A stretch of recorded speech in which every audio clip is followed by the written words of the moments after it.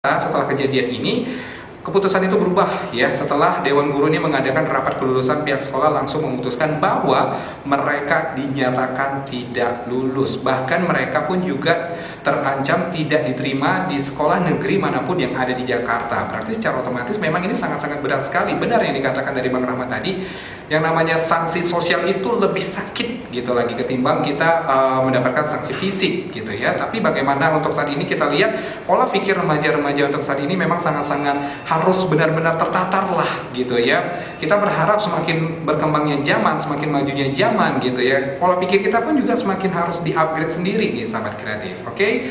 Kalau dari sahabat kreatif sendiri di pro kontra untuk kali ini, setuju nggak sih kalau seandainya ya salah satu nilai standar kelulusan bagi siswa-siswa sekarang itu untuk untuk tetap baik ataupun juga tidak membullying, mempunyai sikap-sikap yang baik itu menjadikan salah satu acuan untuk lulus atau tidaknya gitu. Terus kita baca dulu SMS yang udah masuk di 0811615924. Maaf Bang, kalau aku sih setuju, karena menurut aku sebagai kakak kelas seharusnya memberikan contoh yang baik kepada adik-adiknya agar menjadi generasi yang baik ke depannya, katanya seperti itu ya.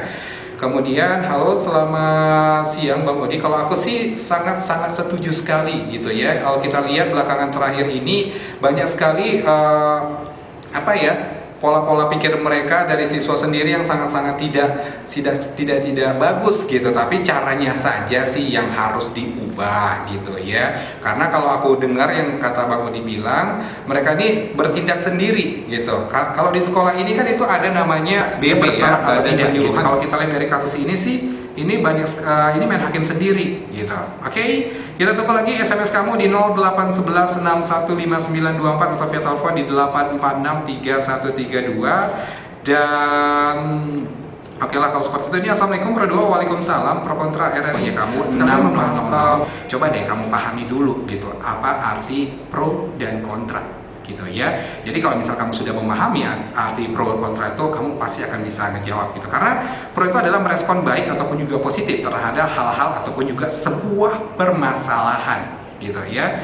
Kemudian kontra itu adalah merespon pro dan kontra. Kalau kita blend, kita match jadi satu, itu adalah tindakan merespon yang sifatnya saling berlawanan satu sama lain gitu. Jadi makanya kita lihat di sini gitu kan, antara seperti kita katakan tadi, gara-gara membullying ke-6 siswa yang ada di Jakarta ini tidak diluluskan gitu. Nah, kalau menurut kamu setuju nggak sih dengan keputusan seperti itu gitu? Sebagian ada yang setuju, sebagian ada yang tidak gitu. Tergantung bagaimana kamu cara menanggapinya gitu ya.